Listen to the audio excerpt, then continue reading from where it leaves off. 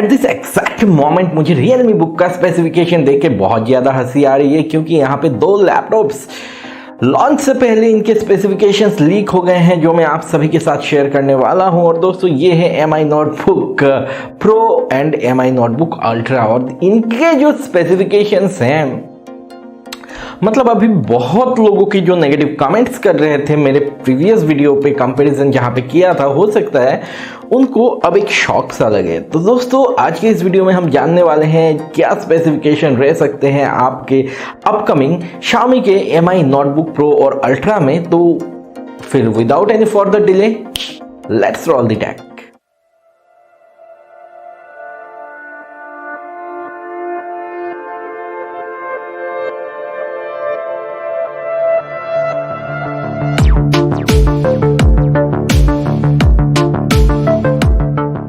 दोस्तों बिफोर मैं ये वीडियो शुरू करूं यार, आप सभी से एक छोटा सा रिक्वेस्ट करना है यार। वीडियोस बनाने में काफ़ी मेहनत लगता है और ऐसे इन्फॉर्मेशंस आपके सामने लाने में बहुत ज़्यादा रिसर्च करना पड़ता है। तो आप मुझको मोटिवेट कर सकते हो, क्योंकि डेली ऐसे वीडियोस लेके आता हूँ। लाइक कर सकते हो और शेयर कर सकते हो अपने दोस्तों के साथ, जो कि एकदम फ्री हो जाता है। साथ ही अगर आपको ऐसे वीडियोज़ देखने पसंद हैं तो आप एक सब्सक्राइब प्रेस करके बेल आइकन को प्रेस कर सकते हो, इससे मुझे बहुत मोटिवेशन मिलता है। नाउ मूव करते हैं अगर हमारे मेन कंटेंट की तरफ, जो कि है Xiaomi का Mi notebook pro and Mi notebook ultra. जी हाँ, अल्ट्रा। तो यहाँ पे स्पेसिफिकेशन क्या रहने वाला है देखते हैं इनमें। तो यहाँ पे डिफरेंस जो है डिस्प्ले में बहुत बड़ा एक आ जाता है। बात करते हैं Mi नोटबुक प्रो की, तो इसमें आपको डिस्प्ले जो मिलता है वो मिलता है 14 इंचेस का 2.5K डिस्प्ले 60 हर्ट्ज पे, और यहाँ पे 100% sRGB मिलता है। साथ ही 16:10 का डिस्प्ले है। गौर करने की बात ये है दोस्तों, ध्यान में रखिएगा, ये लीक हुआ है, ये मैं एकदम कंफर्म एश्योर्ड नहीं कहूँगा। जब लॉन्च हो जाएगा तो उस पे मैं डिटेल वीडियो बनाऊंगा, वर्डिक्ट भी दूंगा कि आपको लेना चाहिए कि नहीं लेना चाहिए। फिलहाल तो देखते हैं क्या लीक हुआ है। तो यहाँ पे अगर हम बात करते हैं Mi नोटबुक अल्ट्रा के डिस्प्ले की, तो दोस्तों इसमें आपको 15.6 इंचेस का 3.2K 90 हर्ट्ज वाला पैनल मिल जाता है। 100% sRGB पे 16:10 का इसका भी एस्पेक्ट रेशियो है। ना मूव करते हैं दोस्तों स्पेक्स की तरफ। तो specs is quite similar for both the laptops. मुझको अभी ये मैं डिफरेंस नहीं बता पा रहा, क्योंकि अभी फिलहाल मेरे पास ये छोटे छोटे इन्फॉर्मेशंस हैं जो आप सभी के साथ शेयर करना है। यहाँ पे डिफरेंसेस रह सकते हैं, लेकिन मुझको जहाँ तक लगता है ये स्पेक्स जो है वो सिमिलर रहेंगे।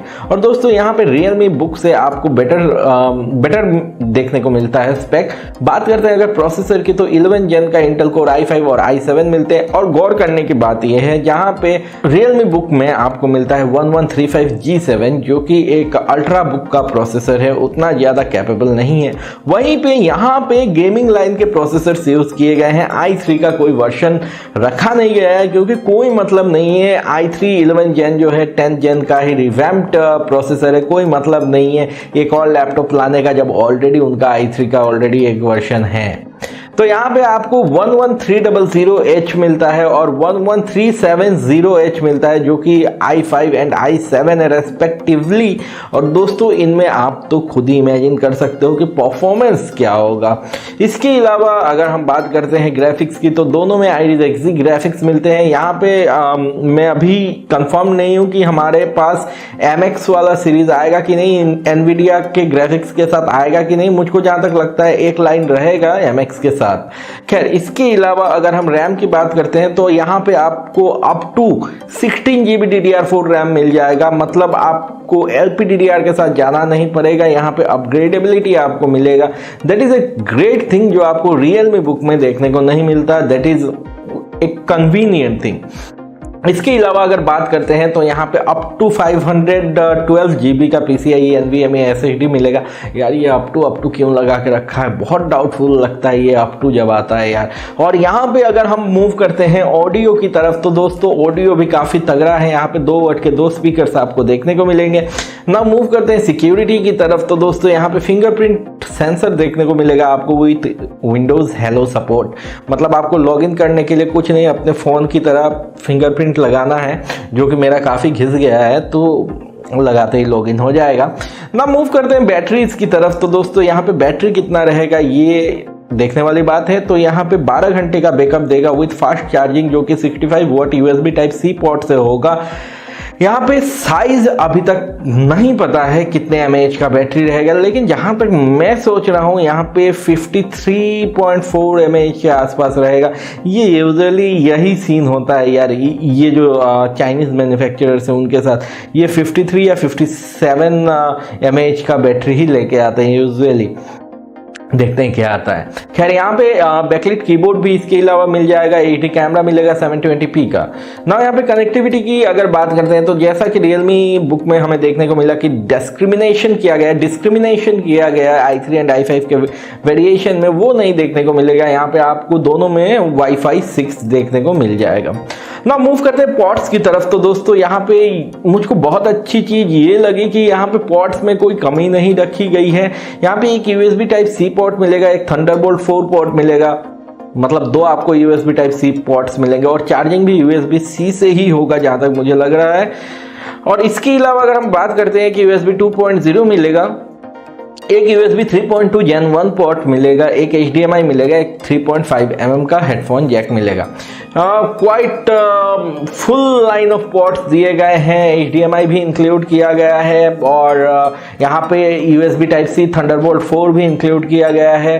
तो पोर्ट्स की तरफ से तो कोई कंप्लेन नहीं है।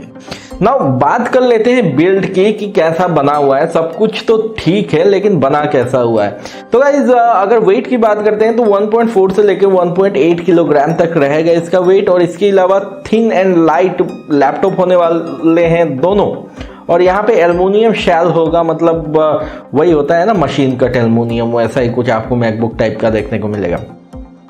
इसके अलावा अगर हम प्राइसिंग की तरफ मूव करते हैं तो बेस प्राइस जो होगा वो 60 to 80,000 के प्राइस रेंज में ये लैपटॉप स्टार्ट होंगे। मतलब जो हमारा प्रो है वो 60 के आसपास शुरू होगा और जो अल्ट्रा है वो 80 के आसपास शुरू होगा।